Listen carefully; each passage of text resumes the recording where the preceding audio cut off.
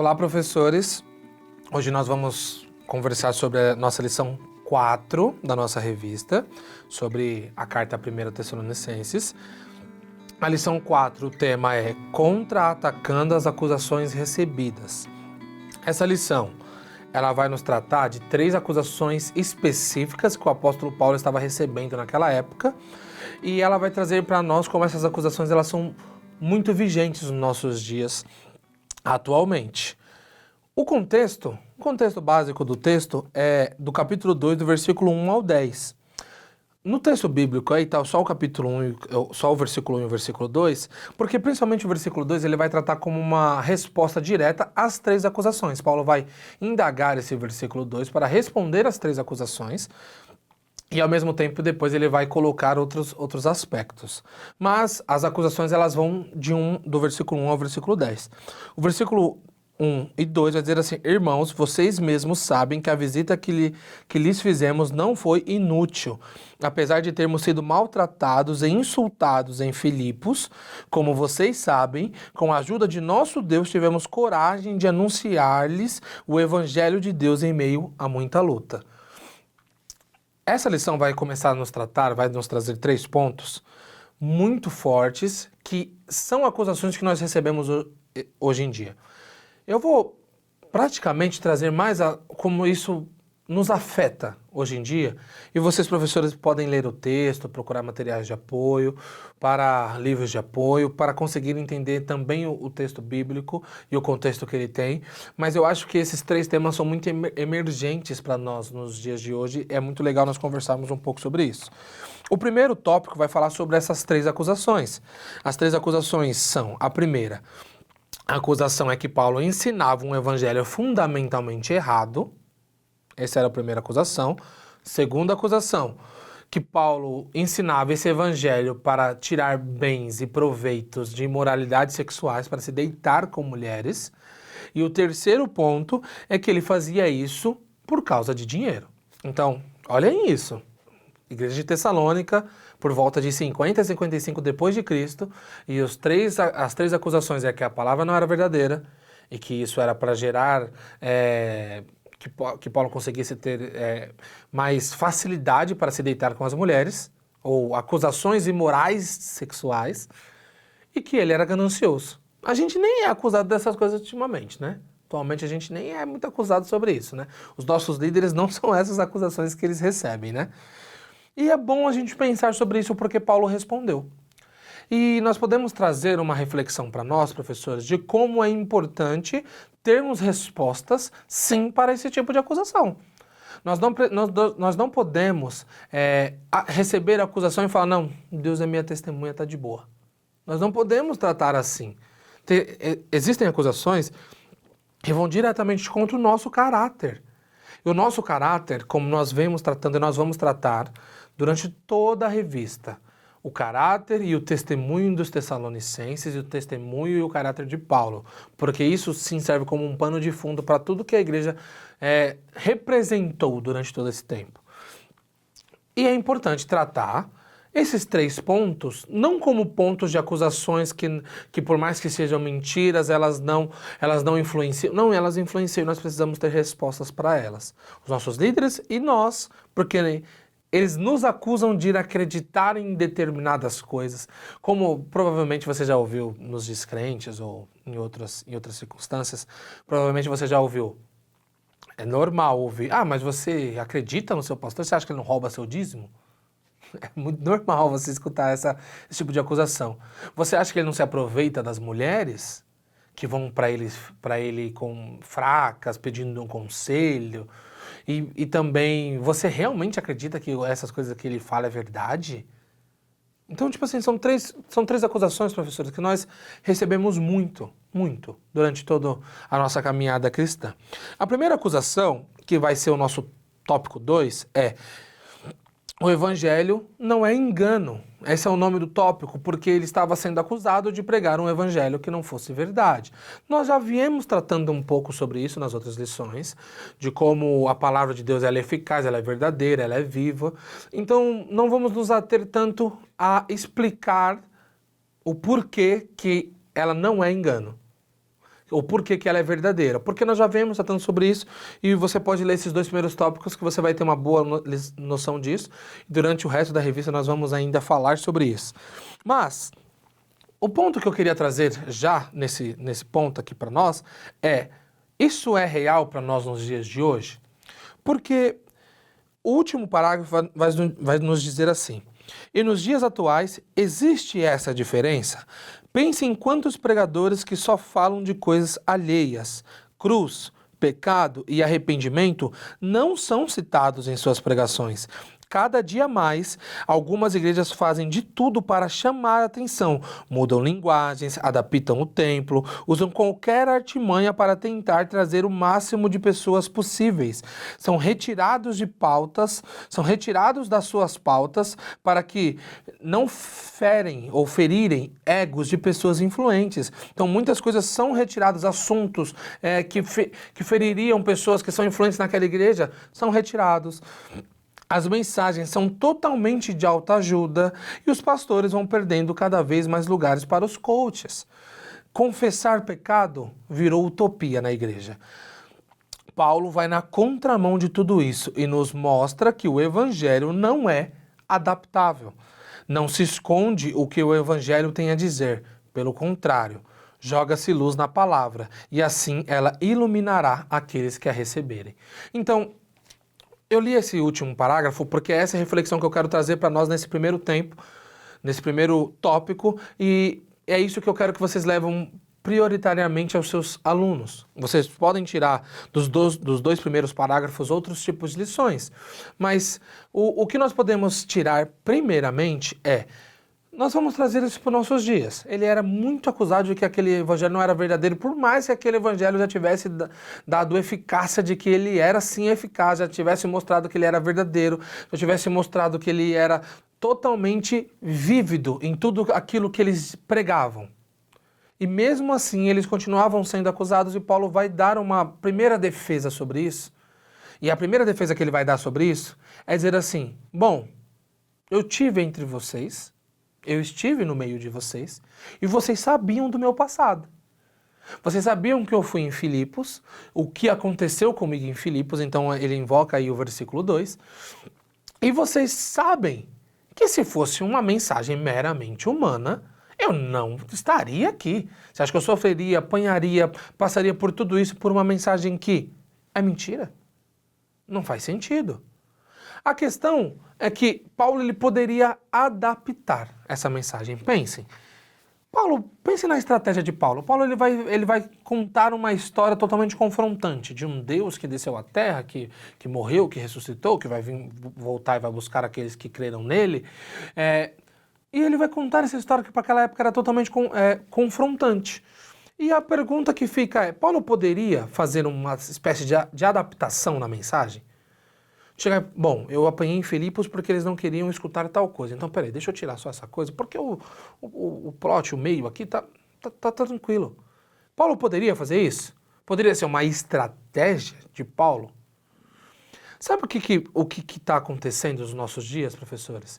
É que nós estamos tentando adaptar o evangelho para que ele seja mais palpável. Nós estamos tentando adaptar o evangelho para que ele seja um pouco mais aceitável para as pessoas que o escutam. Hoje, você não precisa mais dizer que a pessoa está em pecado, você precisa dizer que a pessoa teve um dia ruim. Hoje, talvez você não precisa dizer para a pessoa que ela foi contra a palavra de Deus. Você só precisa dizer para a pessoa que tudo bem, Deus perdoa, tenta de novo amanhã. Então hoje o conceito de pecado, e por isso que eu coloquei aqui, confessar pecado é utopia, ele foi totalmente denegrido para que essa mensagem fosse mais palpável, fosse mais palatável, fosse mais gostosa de se escutar pelos ouvintes que receberiam essa mensagem e achariam que, bom, tá bom, assim não preciso mudar muita coisa. Dá para me adaptar aqui, dá para me fazer dessa maneira. Hoje, cada vez mais os pastores, a ideia de um pastor chegar e dar uma ordem e o crente receber e falar: não, mas foi o pastor que me disse. é o anjo da igreja. Isso vai perdendo cada vez mais espaço. E o que vai aparecendo cada vez mais são pessoas dizendo que você é bom. Olha que coisa. Enquanto Paulo dizia, vocês são ruins e vocês estão indo para a condenação eterna. Cristo morreu por vocês e quer trazê-los de volta à vida. Quer dar vida. Aqueles que morreram com Cristo ressuscitarão com Cristo. Paulo vai dizer isso em outro momento. Então, enquanto Paulo ele não está tentando mascarar essa mensagem, enquanto Paulo não está tentando deixar ela mais bonita, eu costumo brincar com os meus alunos, colocar neon na cruz, LED na cruz. Paulo não está tentando fazer isso. Paulo está mostrando, não, realmente é feio. O sacrifício ele é horrível. O que Deus fez não é bonito. Mas se você crê, tem vida eterna. E a grande questão é que hoje nós não estamos querendo mais demonstrar esse evangelho de uma maneira que seja confrontadora. Hoje, Timothy Keller é um grande teólogo e um excelente pastor dos Estados Unidos, e ele, ao abrir sua igreja em Nova York, ele foi colocando que ele estava pregando muito sobre morte e ressurreição de Cristo, e perguntaram para ele, e ele vai dar um argumento muito maravilhoso para nós que queremos evangelizar, e perguntaram para ele, por que você só está pregando sobre morte e ressurreição de Cristo? Está na hora de nós recebermos comida mais pesada, uma feijoada, cadê? Você só está falando sobre o básico do evangelho? Cadê as coisas mais profundas? Perguntaram para Timóteo Keller e ele prontamente respondeu, o que é mais profundo do que a morte e ressurreição de Cristo? Ele não estava tentando mascarar, ele dá um argumento em seu livro que é maravilhoso, que ele vai dizer assim, quando nós vamos evangelizar alguém, nós não temos que chegar e falar assim, bom, deixa eu só falar para ele, só chamar a atenção dele, trazer ele para a igreja, e lá na igreja eu já começa a entrar e com o tempo eu vou mostrando as coisas mais pesadas para ele. Não, nós precisamos chegar na pessoa, não com essas palavras, obviamente, e mostrar para a pessoa que ela é pecadora e ela precisa aceitar a Cristo. Esse que é o evangelho. Era isso que Paulo fazia. Paulo ele chegava na cidade e com a sua oratória, com a sua maneira de expor, ele mostrava que eles eram pecadores e que eles precisavam acreditar no Deus verdadeiro, que era o único capaz de salvá-los. Isso não foi mascarado em nenhum momento por Paulo. E por isso que ele vai invocar. Vocês sabiam do meu histórico. Vocês sabiam do que eu sofri em outras cidades. E mesmo assim vocês escolheram me ouvir. Então essa acusação não tem fundamento. E fica a reflexão para nós, nesse primeiro ponto. Nós estamos mascarando a palavra de Deus? Nós estamos deixando ela mais suave? Nós estamos deixando ela mais tranquila? Nós estamos querendo encher a igreja e, para isso, se for necessário, nós fazemos uma palavra um pouco mais tranquila para que essas pessoas não se sintam confrontadas? É isso que nós estamos tentando fazer? Porque se for isso, nós não estamos seguindo os passos de Paulo. E como nós falamos na lição anterior, nós não somos imitadores de Cristo. Porque pregar a palavra é confrontar. E o confrontar não é essa ideia de mandar todo mundo para o inferno, pelo amor de Deus. Mas é de expor o evangelho, e esse evangelho, ele é confronto. Esse evangelho, ele vai confrontar. Ele vai chegar em determinado momento e dizer, tudo bem, entendi que que Jesus morreu e que ele ressuscitou, mas para mim crer nessa palavra, eu preciso abrir mão de quem eu sou. Porque eu sou ruim, eu sou pecador. Então, esse conceito vai nos trazer essa reflexão, professores, e isso é bom você levar para os seus alunos, de que, tudo bem, nós somos atacados de que essa palavra não é verdadeira. Mas muitas das vezes nós somos atacados que essa palavra não é verdadeira, e tudo bem por sermos atacados, que a Bíblia diz que nós seríamos atacados e que nós podemos mostrar o nosso testemunho, e a eficácia dessa palavra mostrará que sim, ela é verdadeira, então ela meio que se autodefende, por mais que ela não esteja querendo dizer isso. Mas será que com tamanha acusação contra nós, será que com constante acusação contra nós, nós não estamos começando a nos amoldar a essas acusações para não recebermos mais? Será que nós não estamos querendo mudar um pouco o ponto e dizer assim, tudo bem, já que isso fere tanto a igreja, deixa eu tirar isso de pauta. Não vou tocar mais nesse assunto. Será que nós estamos nesse ponto? Porque se estivermos nesse ponto, nós precisamos voltar a imitar o apóstolo e a imitar a Cristo de uma maneira verdadeira. O evangelho, ele não é engano, é esse primeiro tópico, e ele não precisa, não pode, em momento algum, ser adaptável. Agora, só para concluir esse pensamento, Dan, você está dizendo que todos os lugares que nós temos que pregar tem que ser igual? Não. Você não prega do mesmo jeito que você prega na Colômbia, você prega no Brasil. Você prega na Venezuela, você não prega igualzinho no Brasil. O adaptável é a palavra que não pode ser, mas não a maneira como você vai dizê-la. Então, é claro que públicos são diferentes, mas a palavra continua sendo morte e ressurreição de Cristo. Então, a palavra não pode ser adaptável em nenhuma espécie, de nenhuma maneira. O terceiro tópico vai nos tratar sobre imoralidade não combina com o evangelho, que seria a segunda acusação que Paulo vai receber. Paulo, ele vai... Essa acusação aqui é uma acusação muito específica sobre imoralidade sexual, e é legal a gente conversar um pouco sobre ela em um sentido de testemunho mais uma vez, tocar no assunto de testemunho mais uma vez. Paulo foi acusado de que a maneira como ele falava palavras, as palavras que ele proferia, era para induzir mulheres a acreditarem nele e que a partir disso ele pudesse tirar delas proveitos sexuais. Então, se deitar com as mulheres porque elas acreditavam e talvez olhassem ele como um homem de Deus, e a partir disso ele pudesse ter essa possibilidade de deitar com as mulheres, até porque, como nós trabalhamos na primeira lição, tinham muitas mulheres um pouco autodependentes na época, Tessalônica por ser uma cidade um pouco rica, então mulheres que tinham um poder aquisitivo maior, então poderiam sim trocar de religião sem tanto depender do seu marido. Em todo esse contexto, era uma acusação muito real para Paulo de que Paulo estava interessado em se deitar com elas. Paulo, mais uma vez, vai trazer o versículo 2. Ele vai dizer assim, tudo bem, mas eu estive entre vocês. E é legal que Paulo ele vai fazer um exercício como se... É como se ele dissesse assim para a igreja, eu estive entre vocês e eu quero que alguma mulher se levante e me aponte dizendo que eu fiz isso que as outras pessoas estavam acusando, que os judaizantes estavam acusando. Eu quero que, se tiver alguém que se levante, me aponte e fala, você me abusou ou até você me cortejou.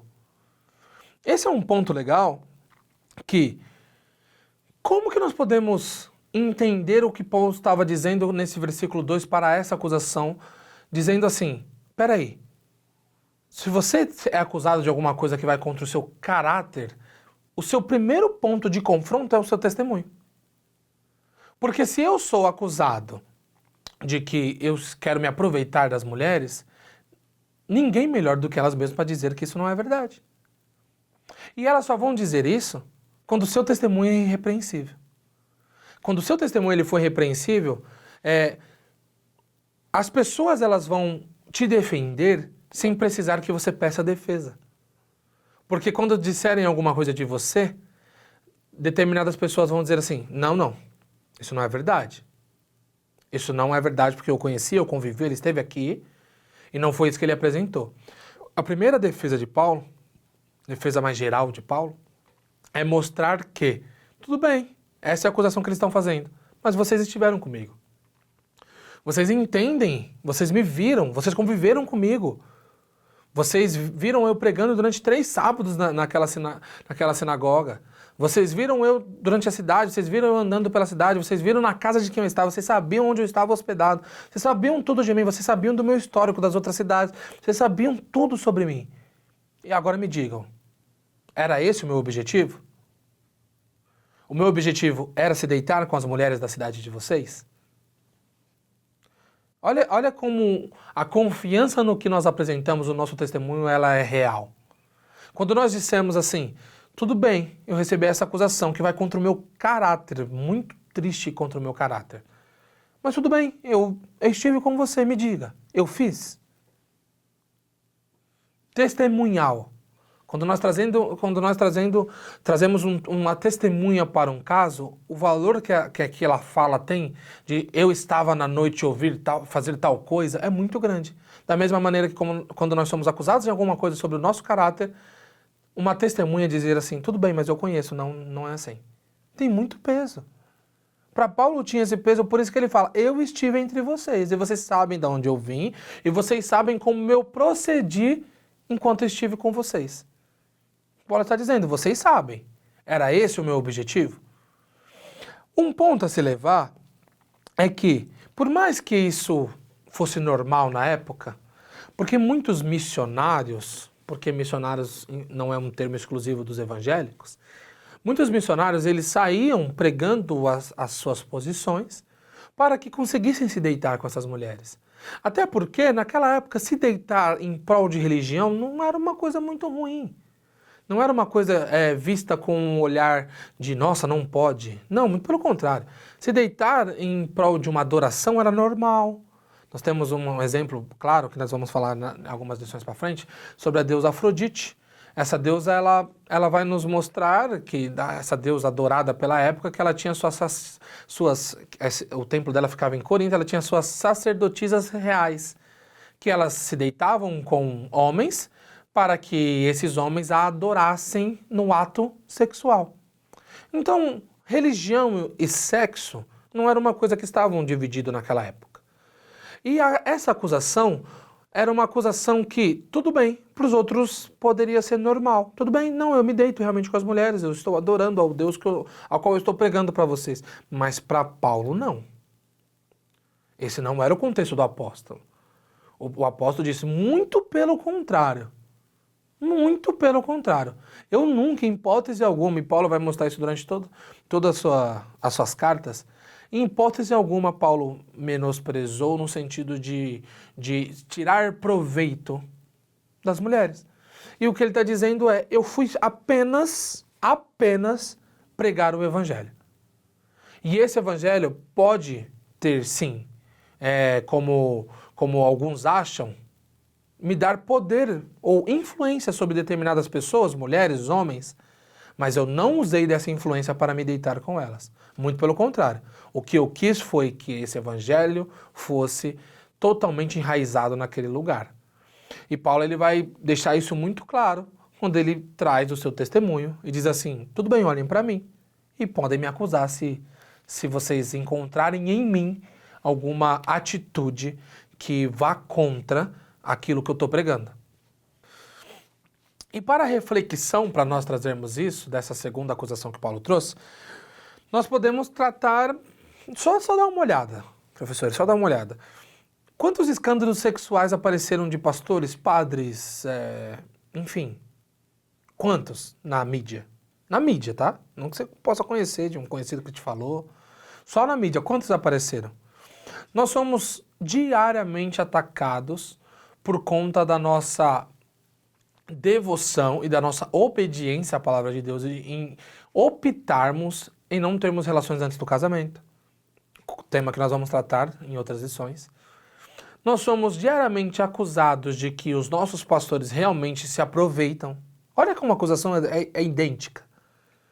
Nós somos diariamente acusados de que nós não somos os santos e que nós também traímos as nossas esposas, as nossas noivas, as nossas namoradas.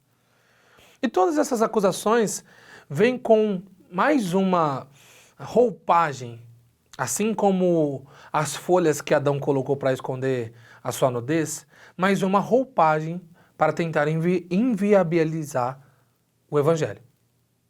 Mais uma vez, todas essas acusações eram para trazer àquela igreja o conceito de que Paulo não era quem eles achavam que era.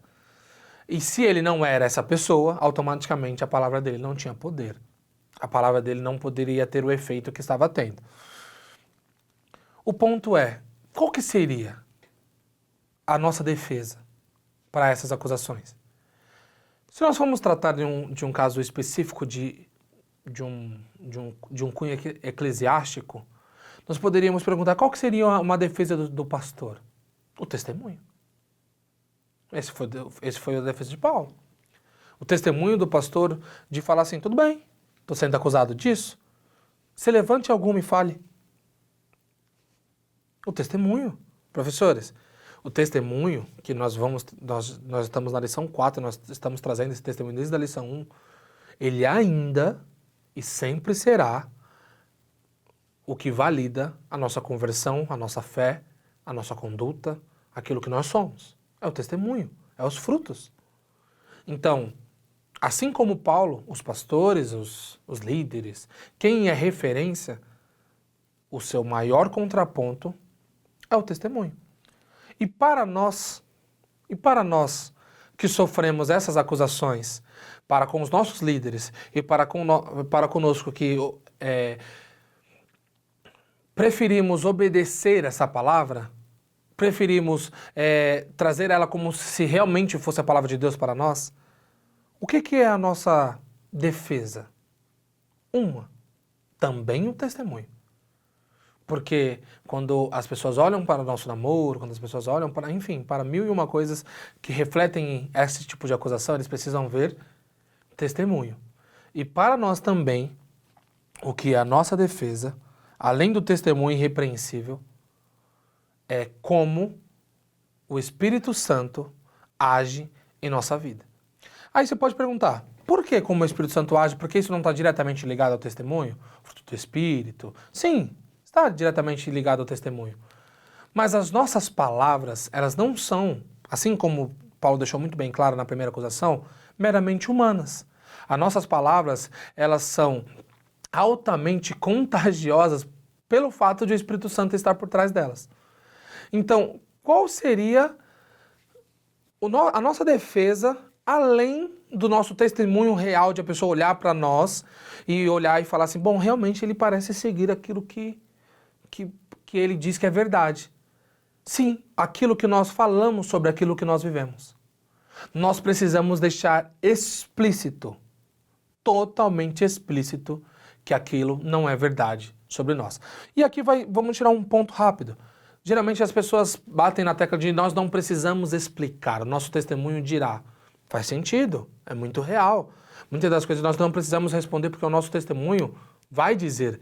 Mas no sentido geral, nós precisamos deixar explícito de que aquilo não é verdade para nós. Ou do que aquilo é verdade para nós. E as pessoas, ao partir da nossa fala, vão identificar que o que nós dizemos é verdade pelo nosso testemunho. Então um vai casar com o outro. Quando nós dizemos para alguém, eu não traio a minha esposa, a sua palavra tem que ser firme. Do mesmo jeito que o seu testemunho tem que ser repreensível. E para nós é a mesma coisa. Eu não faço tal coisa. Minha palavra tem que ser firme porque a minha palavra ela tem que ter o peso de uma palavra vinda do Espírito Santo. Assim como o meu testemunho tem que estar firme.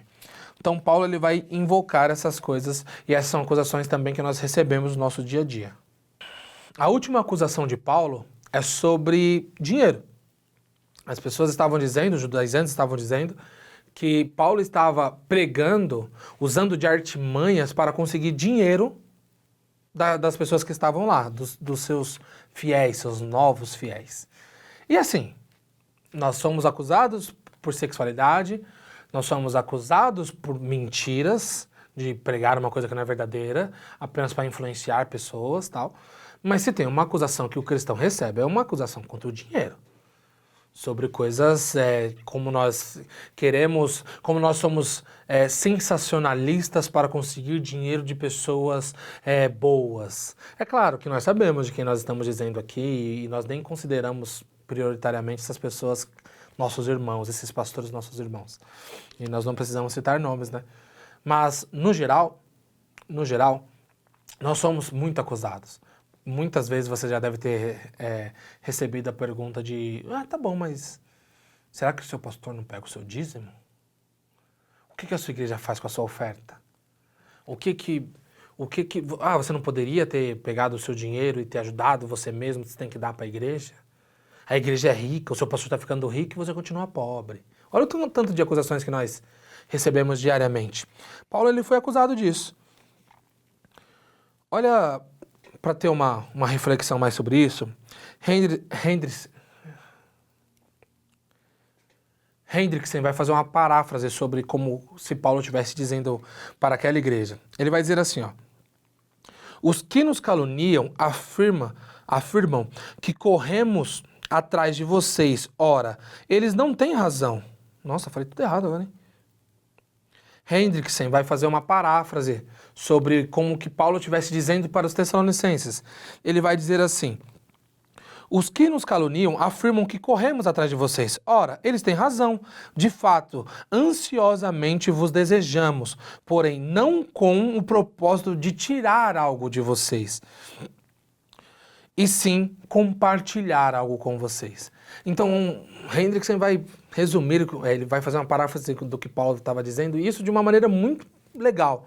Ele vai dizer assim: eles estão dizendo, eles estão nos acusando de ir até vocês para conseguir alguma coisa de vocês.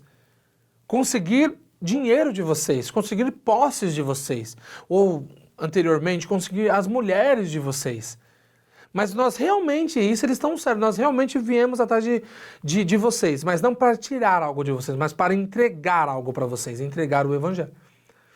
Então Paulo ele vai dar uma defesa de que, tá bom, nós fomos atrás de vocês sim, nós viemos de outra cidade, nós chegamos até vocês, nós fomos até a sua sinagoga para conseguir expor, entregar alguma coisa a vocês. Nós temos alguma coisa a dar a vocês, não a tirar de vocês. Quando nós vamos pregar, quando nós vamos ensinar, nós estamos dando alguma coisa. Nós estamos entregando alguma coisa, nós estamos entregando um alimento, nós estamos entregando respostas muitas vezes, nós estamos entregando alguma coisa e não retirando alguma coisa. E por isso que o argumento de Paulo é: não, nós não estamos atrás de vocês por dinheiro. Até porque, aí Paulo traz de novo aquele segundo versículo. Você acha que se nós estivéssemos apenas preocupados em receber dinheiro, nós nos submeteríamos a ser açoitados em Filipos? A sermos jogados na prisão, a sermos, em outras cidades e sermos totalmente destroçados pelo fato de nós apenas queremos dinheiro? Você acha que nós não deixaríamos, como nós falamos em outro ponto, na primeira acusação, esse evangelho mais palpável para vocês, para que nós conseguiríamos mais dinheiro com vocês? Para que nós conseguíssemos mais posses com vocês, não seria melhor agradá-los em vez de confrontá-los?